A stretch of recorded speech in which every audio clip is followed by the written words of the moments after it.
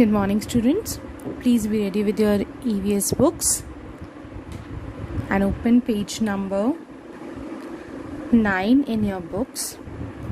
The name of this chapter is Show that you care. इसका मतलब क्या होता है बेटा? ये हमें दिखाना है कि हम केयर करते हैं, हम किसी का ख्याल करते हैं. ओके, तो let's start with this chapter. It's just a warm up. आपको इसमें से टिक करना है जिन लोगों को हेल्प चाहिए. Tick the persons who need help. He is a blind man and he wants to cross the road. तो ही डेफिनेटली नीड्स हेल्प, तो हम इस पर टिक लगाते हैं. Next one, an old man carrying a lot of weight, तो हमें उसकी हेल्प करनी चाहिए, तो also tick this. This is a child, he is carrying the books. तो बच्चे बुक्स कैरी कर सकते हैं, they do not need any help, तो do not take this one. And the last one, this person is doing his work, he is repairing the car, तो we do not need to help him, है ना. तो put the tick in front of these two. Let's start with this chapter. Not all the people who live around us have an easy life. सभी लोग जो हमारे आसपास रहते हैं उनकी सबकी लाइफ बहुत इजी नहीं होती है. किसी की लाइफ में कुछ ना कुछ प्रॉब्लम्स होती हैं. Some are old and weak, उनमें से कुछ बूढ़े हैं और कुछ कमज़ोर हैं. ओल्ड यानी जो बूढ़े और वीक यानी कमज़ोर. Some are unable to use their sense organs. Sense organs कौन से होते हैं? कितने सेंस ऑर्गन्स होते हैं हमारे? Yes, 5 sense organs. कौन से होते हैं? Eyes, ears, nose, tongue and skin. Eyes क्या यूज़ होती है हमारे? देखने के लिए. Ears to listen, nose to smell, skin to feel and tongue to taste. अब जो ओल्ड हो जाते हैं या जिनको कुछ बाय बर्थ प्रॉब्लम होती है, कई लोग देख नहीं पाते हैं, कई लोग सुन नहीं पाते हैं, तो कुछ लोग होते हैं जो अपने सेंस ऑर्गन्स को भी अच्छे से यूज़ नहीं कर पाते. Some are unable to use their sense organs or parts of their bodies normally like us. हम लोग नॉर्मली अपने बॉडी पार्ट्स को यूज़ कर सकते हैं. We can move our hands, we can move our legs, we can see, we can smell, we can taste. But कुछ लोग ऐसे होते हैं जिनको ये प्रॉब्लम्स होती हैं, ना वो देख सकते हैं, सुन सकते हैं, या फिर वो चल नहीं सकते हैं, उठ नहीं सकते हैं, है ना. तो वो लोग हमारी तरह अपनी बॉडी को नॉर्मली यूज़ नहीं कर पाते. Some children do not have homes to live in. कुछ ऐसे बच्चे भी होते हैं जिनके मदर फादर की डेथ हो जाती है, या वो उनको बच्चों को नहीं रख पाते हैं, तो ऐसे कुछ बच्चे होते हैं जिनके पास रहने के लिए घर नहीं होता है. Let's be aware of such people. चलो आओ आज हम उन लोगों के बारे में जानते हैं. अवेयर होना यानी जानना. Let's show them that we care whenever we get a chance. हमें उनको ये बताना है कि हम उनकी केयर ज़रूर करेंगे. हमें जैसे ही चांस मिलेगा उनकी केयर करने का, हम डेफिनेटली उनकी केयर करेंगे. Now come to page number 10. Caring for the elderly. Elderly कौन होते हैं बेटा? जो बूढ़े हो जाते हैं, जिनकी एज ज़्यादा हो जाती है, जो मतलब एज में हो जाते हैं, जिनको बुजुर्ग हो जाते हैं ना, उनको हम एल्डरली कहते हैं. As people grow old they lose their strength and health. Underline this line. And become weak and slow. जैसे जैसे लोग एज में बढ़ते हैं, जैसे जैसे लोग बूढ़े होते हैं, वह अपनी स्ट्रेंथ और हेल्थ को, स्ट्रेंथ उनकी जो कैपेबिलिटीज़ होती हैं या उनकी जो शक्ति होती है उसको वो लूज़ करते जाते हैं, उनकी हेल्थ को वो लूज़ करते जाते हैं, और वीक और स्लो बनते जाते हैं, कमज़ोर होते जाते हैं, और उनसे काम जल्दी जल्दी नहीं हो पाता है. They need a lot of rest and cannot work for long periods of time. उनको बहुत सारे रेस्ट की ज़रूरत होती है और वो लोग लंबे समय के लिए, लंबे पीरियड ऑफ टाइम के लिए काम नहीं कर सकते हैं। People also face many health problems as they grow old. लोग बहुत सारी हेल्थ प्रॉब्लम्स को भी फेस करते हैं। जैसे अपन ने देखा होगा कि आपके दादाजी हैं, उनको कई बार कई प्रॉब्लम्स हो जाती हैं, आपकी दादी को बहुत सारी प्रॉब्लम्स हो जाती हैं। तो जैसे जैसे लोग होते हैं वो बूढ़े होते जाते हैं, उनको काफ़ी सारी हेल्थ प्रॉब्लम्स भी फेस करनी पड़ती हैं। It's up to us to take care of them and make them comfortable. अब ये हमारा फ़र्ज़ बनता है कि हम उनकी ध्यान रखें और उनको कंफर्टेबल, उनको अच्छा फील कराएं। Underline this line. Let's read this box also. Point two ponder. These days, young people are unable to look after their old parents. आजकल क्या होता है बेटा, जो यंग हो जाते हैं, जो मतलब बच्चे होते हैं, वो कई बार अपने पेरेंट्स की देखभाल नहीं कर पाते, स्पेशली तब जब वो उनसे बहुत दूर रहते हैं। नाउ ओल्ड एज और रिटायरमेंट होम्स आर कॉमन। इसलिए आजकल ओल्ड एज होम्स या रिटायरमेंट होम्स बहुत ज़्यादा कॉमन हो गए हैं। Where their needs are well taken care of. जहाँ पे इन बूढ़े लोगों की, जो एज्ड लोग होते हैं, उनकी जो नीड्स होती हैं उनका बहुत अच्छे से ध्यान रखा जाता है। Let's move to the next topic. Here are some ways to show the elderly our love and care. यहाँ पे कुछ वेज़ दे रखे हैं जिससे हम अपने बड़ों को, हमारे दादा दादी को, हमारे नाना नानी को ये दिखा सकते हैं कि हम उनसे कितना प्यार करते हैं। Let's read this points.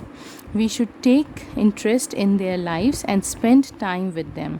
हमें उनकी लाइफ में इंटरेस्ट लेना चाहिए और उनके साथ टाइम स्पेंड करना चाहिए। We should understand them and be patient.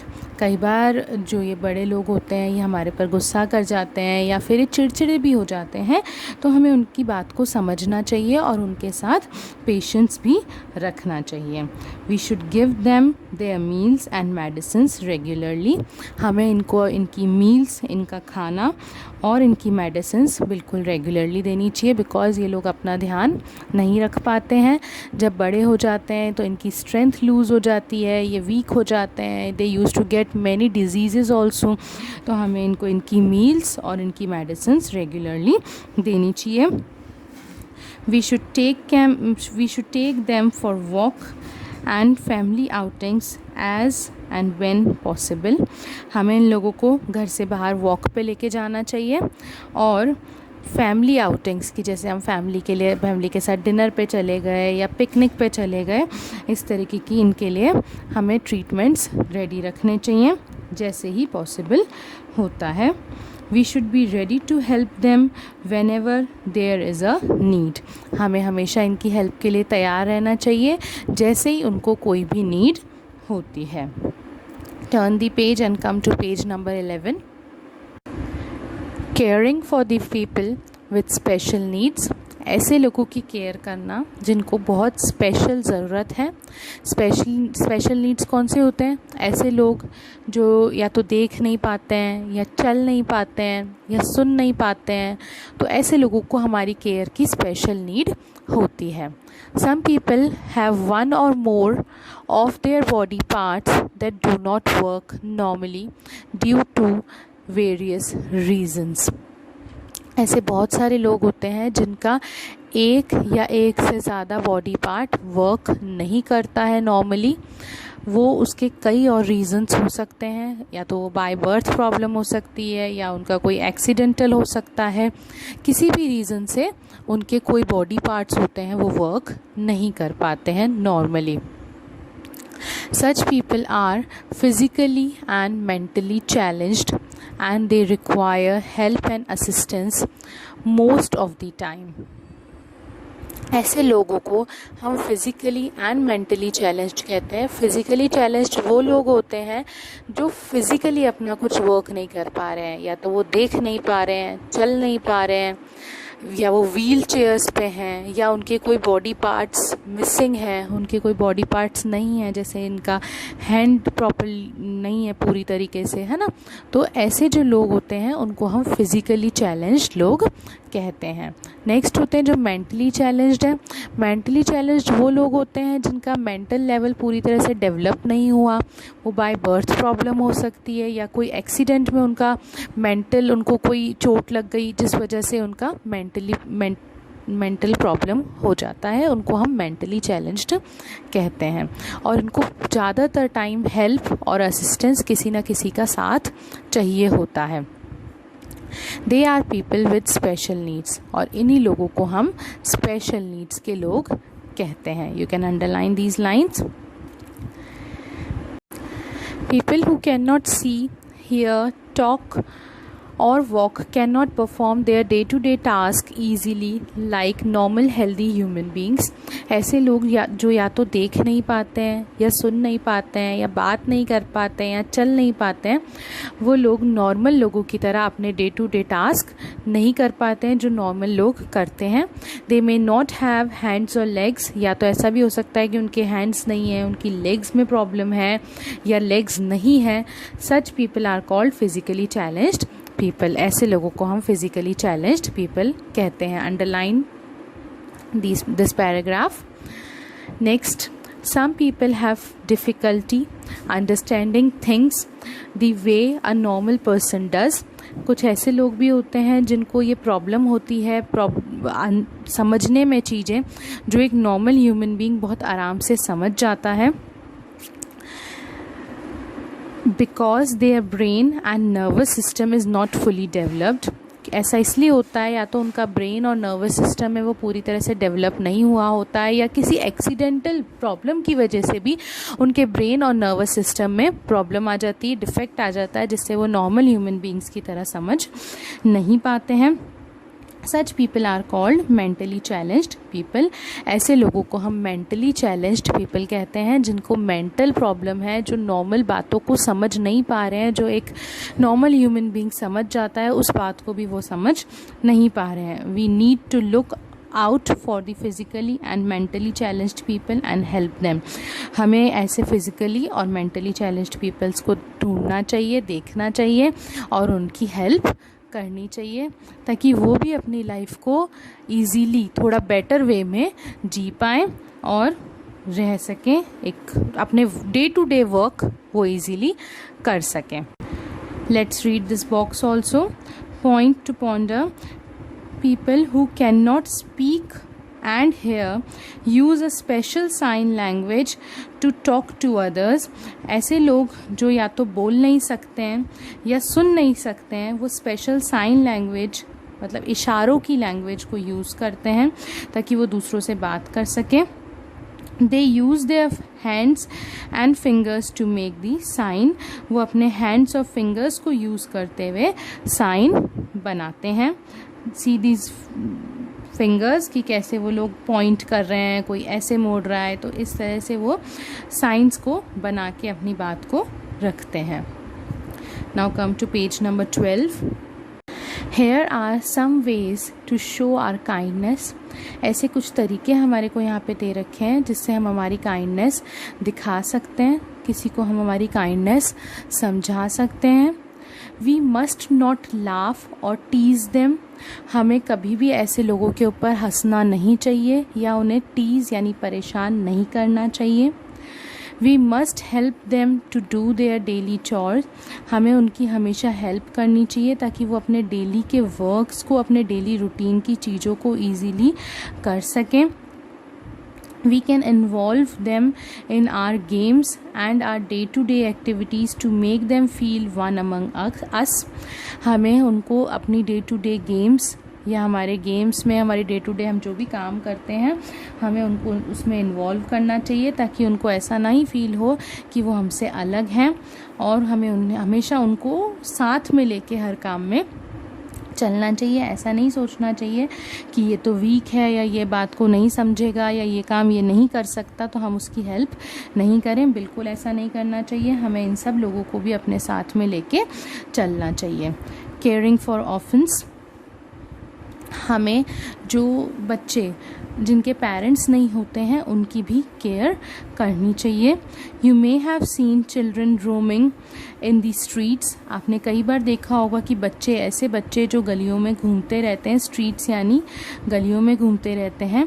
Such children do not have a home और parents to look after them. ऐसे बच्चों के पेरेंट्स नहीं होते हैं या उनके पास रहने के लिए घर भी नहीं होता है। They are given shelter, food, clothing and education in special homes called orphanage।